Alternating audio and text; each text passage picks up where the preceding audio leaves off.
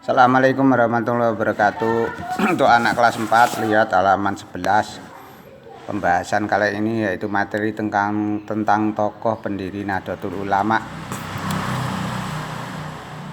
Yang pertama A. Riwayat hidup Kiai Hasyim Asy'ari. Jadi ada 3 tokoh yang nanti kita pelajari, diantaranya adalah Kiai Hasyim Asy'ari, kemudian Mbah Wahab Hasbullah, Kiai Haji Wahab Hasbullah, kemudian Bisi Syamsuri, dan Kiai Asad, dan seterusnya, tokoh-tokoh yang berperan dalam berdirinya Nahdlatul Ulama.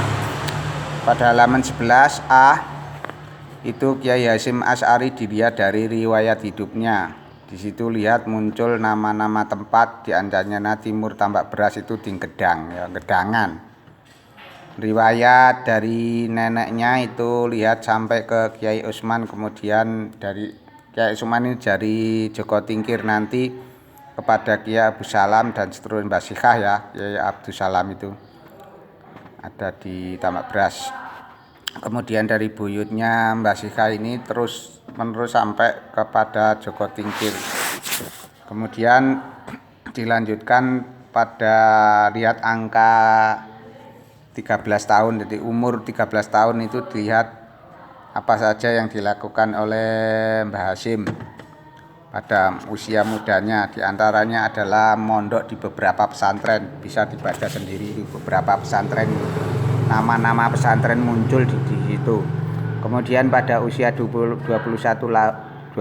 tahun itu lihat setelah 5 tahun itu melakukan yaitu beberapa kegiatan, diantaranya adalah pada usia 21 tahun ini diambil menantu oleh Kiai Yakub. Jadi menikahnya pada usia 21 tahun.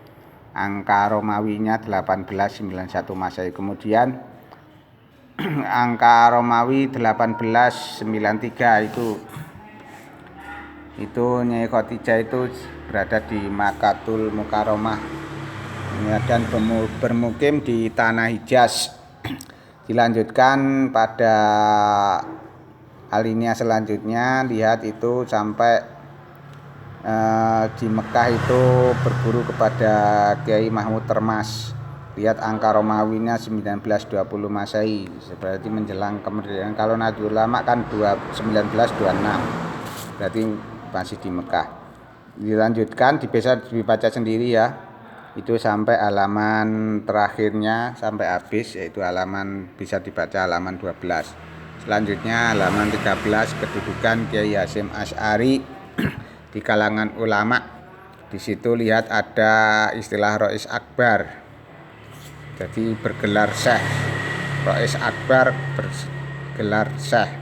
Kemudian yang C, karya-karya Kiai Hasyim Asy'ari bisa dibaca sendiri 1 sampai 6. Ada beberapa kitab yang diterbitkan atau dikarang dan diterbitkan oleh Mbah Hasyim Asy'ari, yaitu ada 6 kitab itu menjelaskan tentang berbagai macam, diantaranya tentang syariat, tentang akidah, tentang siasat, yaitu tentang Qanun al-Asasi, diantaranya itu beberapa macam kitab.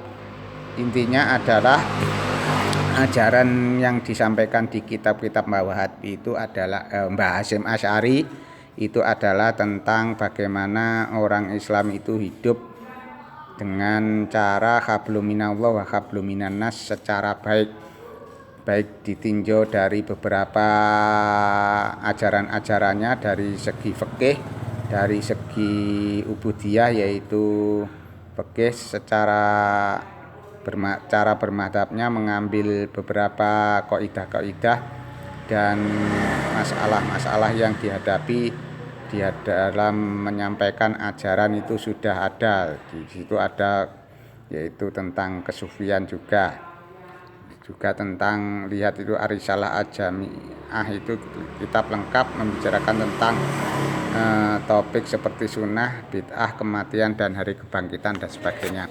Jadi intinya kitab dari Mbah Hasyim Asy'ari itu menjelaskan kepada kelompok awam atau santrinya untuk selalu hidup dalam keadaan yaitu mendekatkan diri kepada Allah Subhanahu wa taala. Yang nomor D, peran Kiai Hasyim Asy'ari dalam mendirikan NU. Itu lihat di situ muncul yaitu utusan dari Mbah Hasyim Asy'ari, yaitu perwakilan dari Mbah Hasyim Asy'ari itu adalah Mbah Wahab. Kemudian murid jadi Mbah Wahab itu muridnya Mbah Hasyim atau perwakilan dari Mbah Hasyim sebelum didirikannya Nahdlatul Ulama. Kemudian muncul juga murid dari Bangkalan, yaitu dari Syekh Khalil Al-Bangkalan, itu muncul nama Kiai Asy'ad Syamsul Arifin. Ini yang membawa isyarah dari adanya istikharah dari Mbah Hasyim Asy'ari. Kan di situ ada Asmaul Husna, ya Qahar, ya Jabbar, ya Dzal Batsi Syadid, hakona wa hakol muslimin miman dolamana wal muslimin wa ta'ada alaina wa alal muslimin dan sebagainya. Itu tadi itu ya intinya di situ kan ya Jabbar ya Qahar, tapi di dalam hizibnya itu kan dijelaskan banyak sekali, itu sampai hizib harian, hizib dalam darurat dan sebagainya. Jadi ajarannya itu dari Mbah Khalil Bangkalan itu disampaikan melalui yaitu Mbah Asy'ad. Kiai Asy'ad ini muridnya Mbah Khalil Al-Bangkalani Syamsul Arifin, ya Kiai Asy'ad Syamsul Arifin. Sudah jelas ya. Jadi D, peran Kiai Hasyim Asy'ari dalam mendirikan NU itu adalah dia itu yang mensetujui adanya yaitu berdirinya Nahdlatul Ulama melalui istikharah yang sudah jelas. Dan lihat itu dalam hasil istikharahnya disampaikan oleh Kiai Asy'ad Syamsul Arifin, bisa dibaca sendiri halaman 14. Kemudian perjuangan Kiai Hasyim Asy'ari dalam pergerakan nasional. Di dalam pergerakan nasional itu sudah jelas itu ya. Di antaranya adalah mendukung adanya perlawanan terhadap Belanda, di mana di dalam film Sang Kiai itu bisa dilihat bagaimana Mbah Hasyim ditahan Jepang, dibawa ke Mojokerto dan seterusnya. Kemudian di dalam mempertahankan kemerdekaan Republik Indonesia, lihat itu muncul tokoh-tokoh, yaitu diantaranya Bung Tomo. Bung Tomo ini utusan dari Panglima Besar Jenderal Sudirman.